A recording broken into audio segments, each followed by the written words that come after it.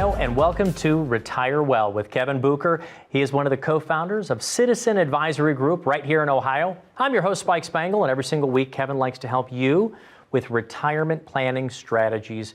Kevin, it's great to see you. What is on your mind this week? Yeah, a topic that's on my mind often, and that is this journey of retirement. There's going to be lots of peaks and valleys through this journey. There's going to be twists and turns that maybe take us off course from time to time.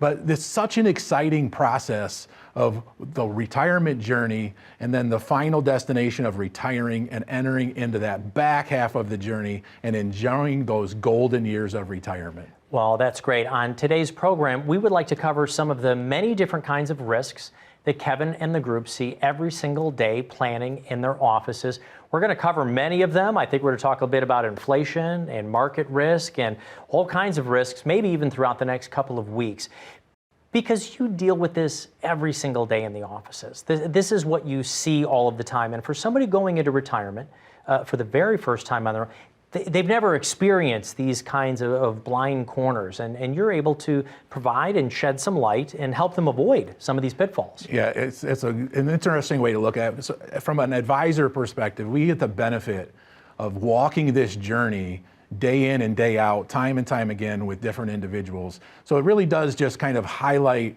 some of the things and pitfalls that we need to be aware of, and we kind of talk about as on this journey, there's thieves and bandits that are out there, and we gotta make sure we protect ourselves from these thieves and bandits. Thieves and bandits, sometimes even a part of Wall Street and the tax man alone, some of those thieves and bandits that we have to worry about. Well, let's start out with an immediate risk that a lot of folks have been talking about over the last year or so, and that's been inflation. Yeah, so now, inflation was record numbers last year. Have you really seen it come down, or is it still affecting folks? Yeah, and I think that's a great question about inflation, because when you look back at the last 60 years, in year-over-year inflation rates have been positive 59 out of the last 60 years. So even though, we saw this peak in the inflation rates in June of 2022, and rates are starting to come down, but they're still positive. So basically, the cost of living, the cost that you have to spend to support your lifestyle, it's ratcheted up. So I like to think of it as this ratchet, because that's the tool. You turn the bolt one way and it only goes one way. And that's kind of the direction that inflation has gone in over the last 60 years, that the cost of living, as measured by the Consumer Price Index, it's just ratcheting up each and every year. And we have to have some plans in place to deal with that risk. Right.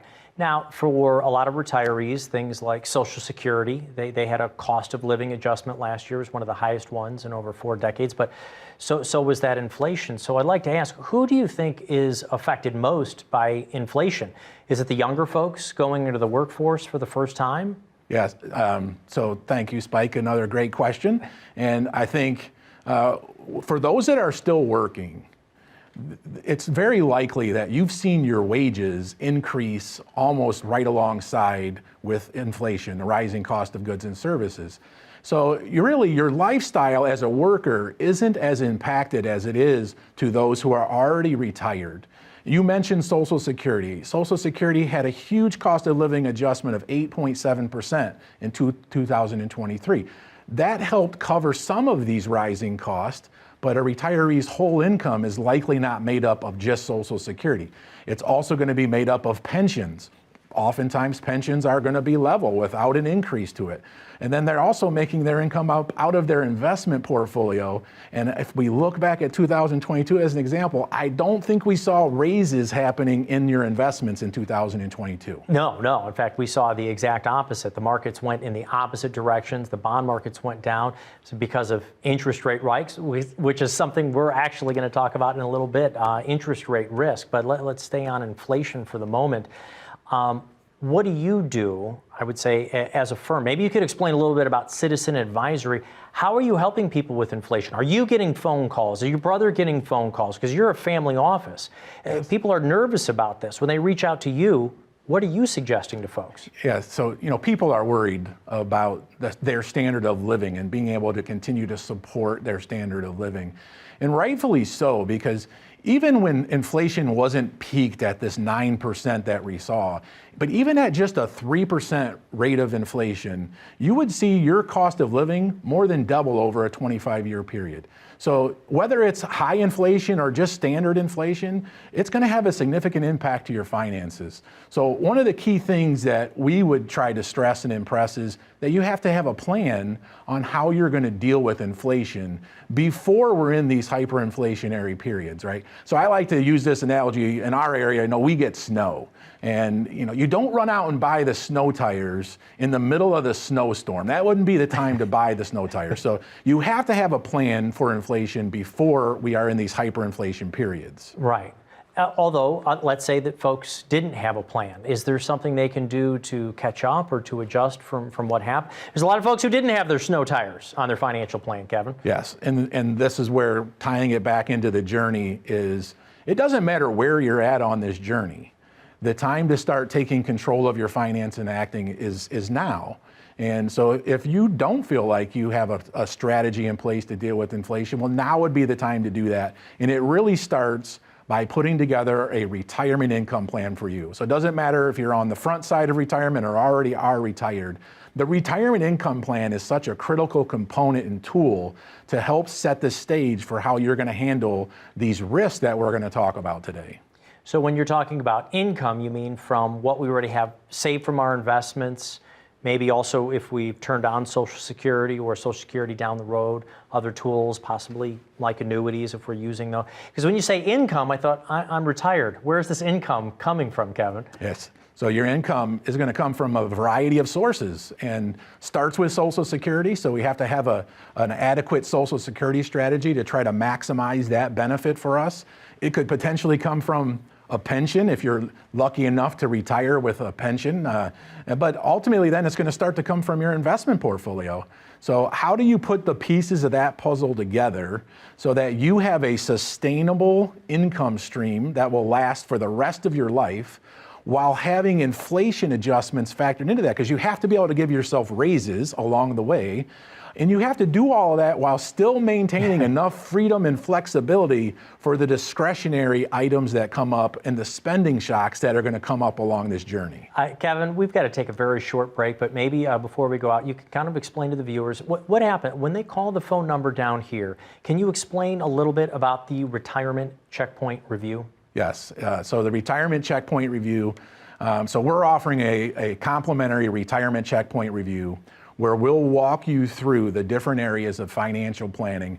And as part of that, we'll be doing some retirement income planning so you know exactly where you're at on this journey, and we will be able to help you get on the path to retire well. Thank you so much, Kevin. We're going to take a very short break. Folks, if you'd like to get started on your own retirement checkpoint review, a 5-point review. It's going to take a look at investments, taxes, estate planning, your medical choices, coupling it all in together with your Social Security.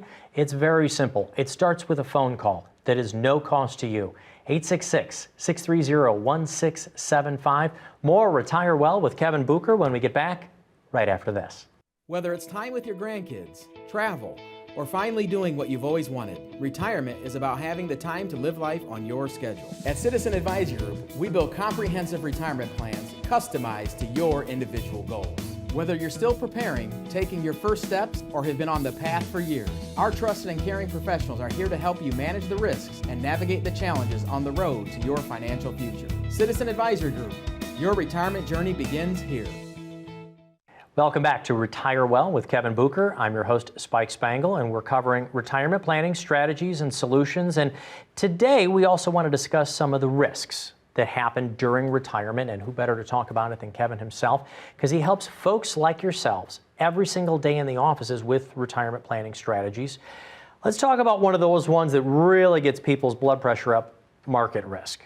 Yeah. There's nothing that you or I can do about market risk. There's nothing that our audience can do about market risk, but can you help mitigate it? Can you talk about the strategies at Citizen Advisory Group?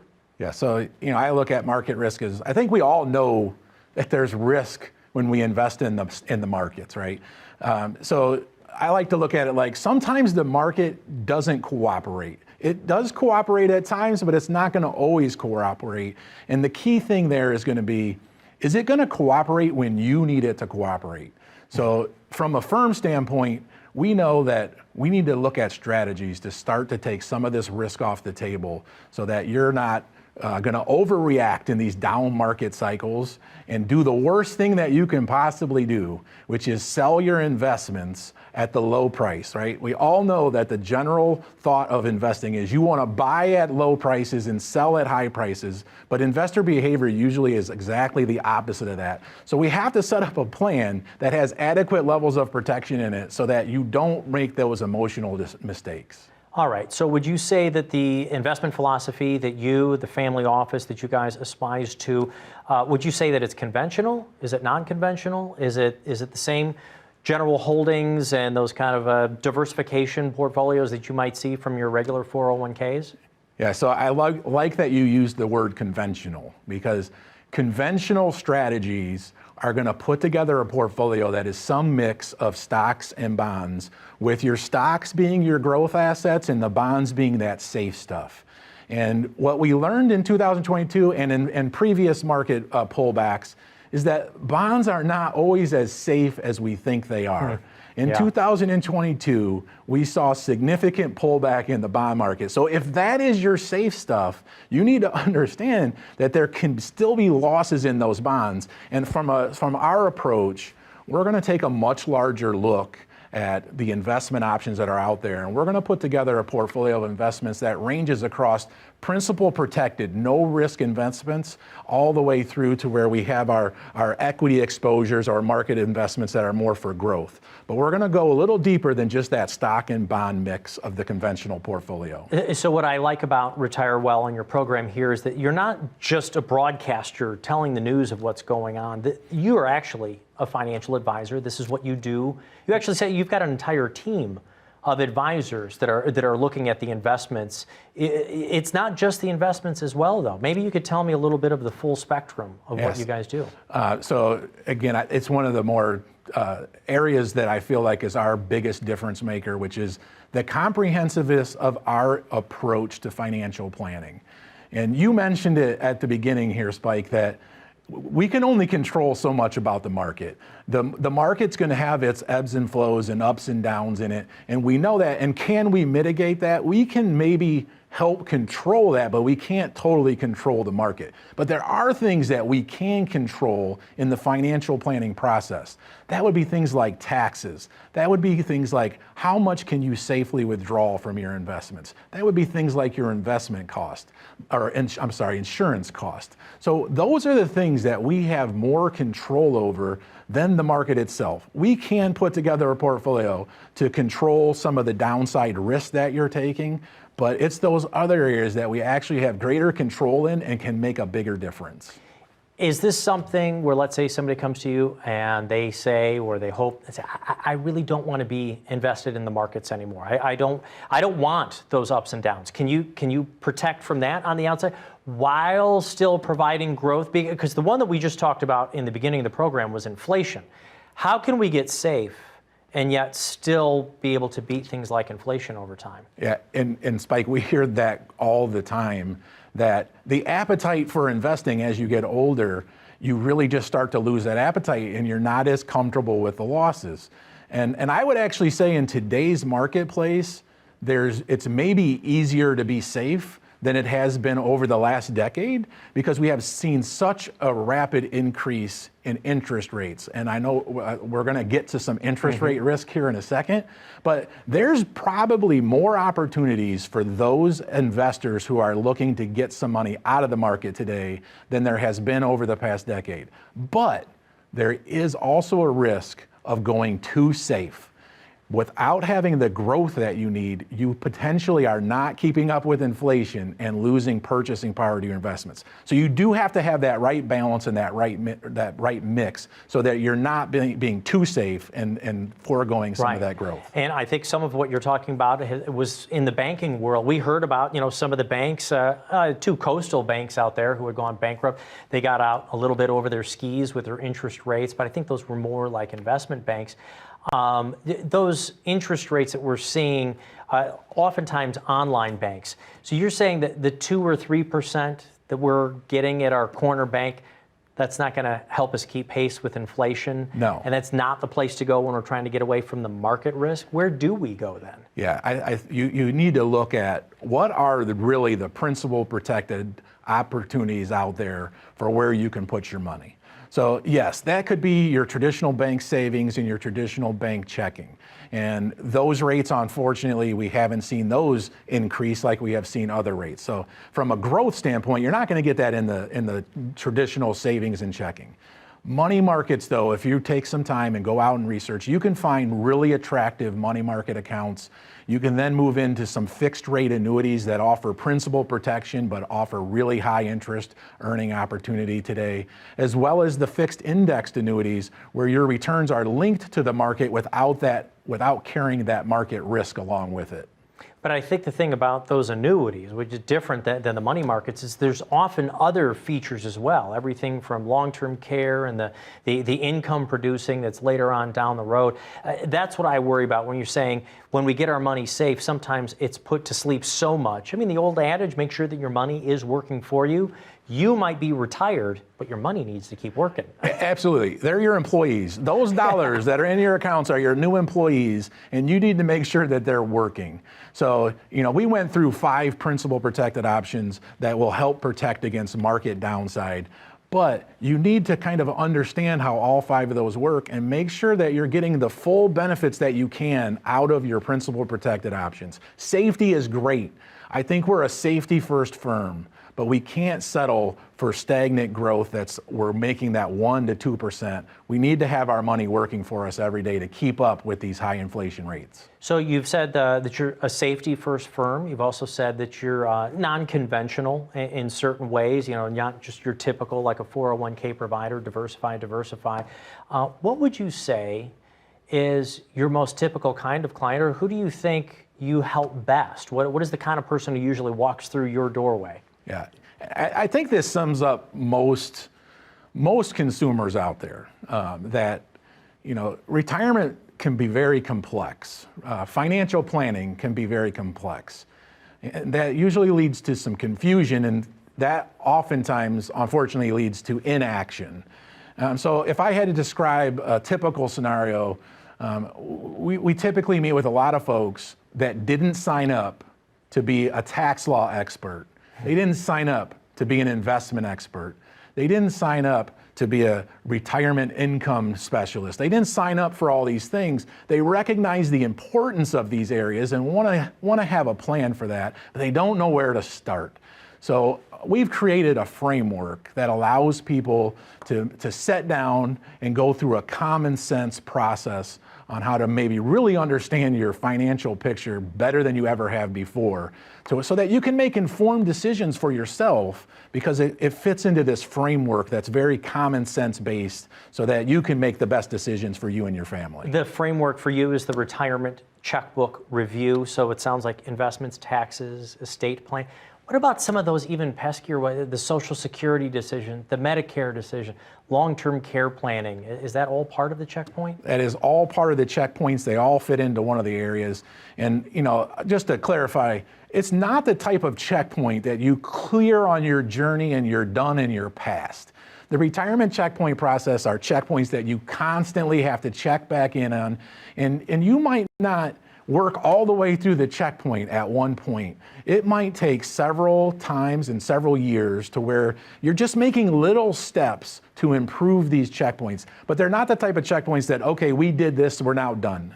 Retirement planning doesn't work that way. Financial planning doesn't work that way. These are the checkpoints we have to constantly revisit and then make little improvements along the way. Kevin, we're going to take a very short break. Folks, if you would like to get started on your own retirement checkpoint review, it is a complimentary process. We want to provide a written plan for your investments, your estate planning, your taxes, Social Security, Medicare choice, all of that grouped together. Each one of these decisions are interdependent on one another. Make sure that you've got your own review, and you can get that started right here by calling the phone number, 866-630-1675. More Retire Well with Kevin Bucher when we get back right after this.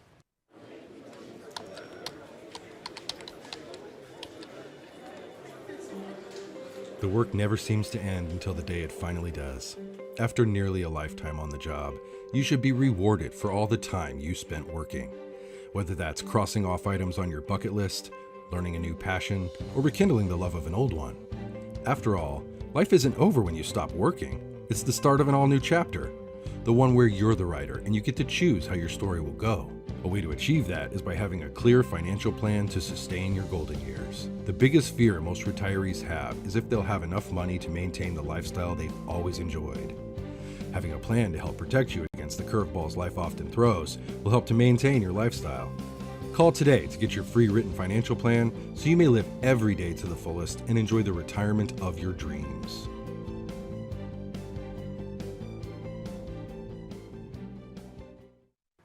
Welcome back to Retire Well with Kevin Bucher. I'm your host, Spike Spangle. Today we're talking about retirement risks and more importantly, how we can try to help you avoid them as best as possible. Now this is interesting. This is an amazing time right now to be talking about both interest rates, but interest rate risk. Interest rate risk, I see it if you're buying a home. Because your mortgages went up, right now you can buy less of a house.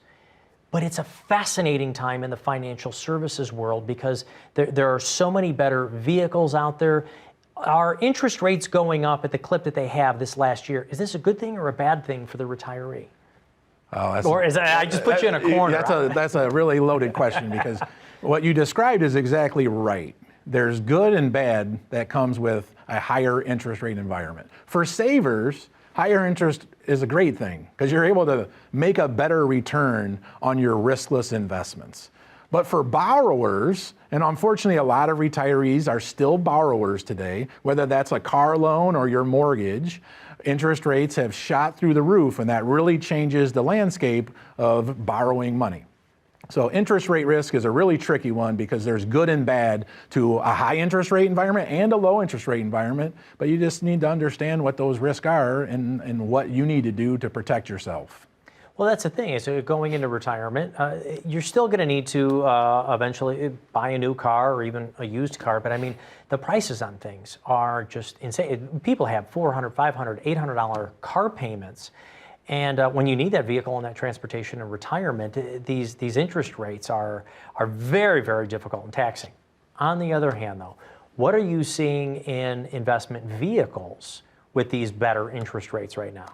Yeah, so the principal protected are paying a much more attractive yield. We can actually make a meaningful return without taking risks now.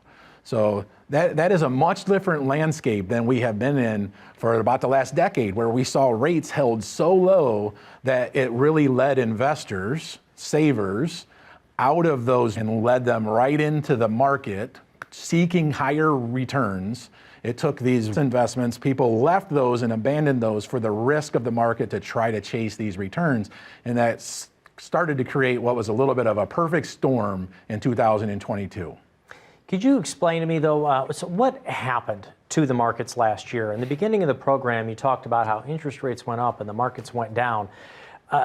Was that a cause effect, or was that more people reacting to the interest rates? Why did they both go down? And maybe you can also explain to me this teeter-totter, if you will, the seesaw of interest rates and bond value. Why did the bonds go down when interest rates went up last year? So great place to start. So when we talk about the values of bonds, again, bonds largely are seen as like the safe part of your portfolio. So if I were to purchase an individual bond, for example, that had a 10-year maturity, I pretty much know how much I'm going to earn throughout the 10-year period and then how much I'm going to get after the 10-year. I'm going to get the redemption of my deposit. But unfortunately, you don't always hold your bonds all the way through their maturity. So for retirees, for example, that are taking distributions from their investments to support their lifestyle, they might be selling their bonds prior to maturity. So when that happens, and this is where that teeter-totter comes in, if I purchase a 10-year bond, for example, that was paying 1% 5 years ago, and I'm 5 years in, and I now have to sell it because I'm trying to generate cash for myself, I have to sell it out on the open market. And if I can buy a new 5-year bond that's paying 4 or 5%, my 1% bond, someone will buy it, but they're only gonna buy it at a discounted price. So that is the teeter-totter of as interest rates go up, my bond value actually goes down.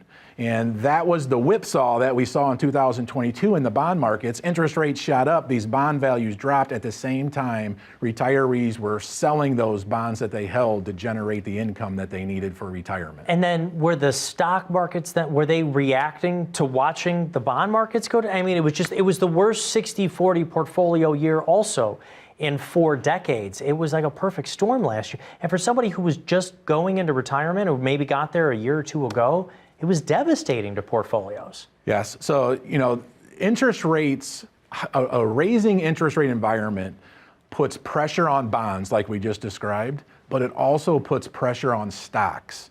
So historically, we always had this belief that, stocks and bonds are going to interact opposite of each other.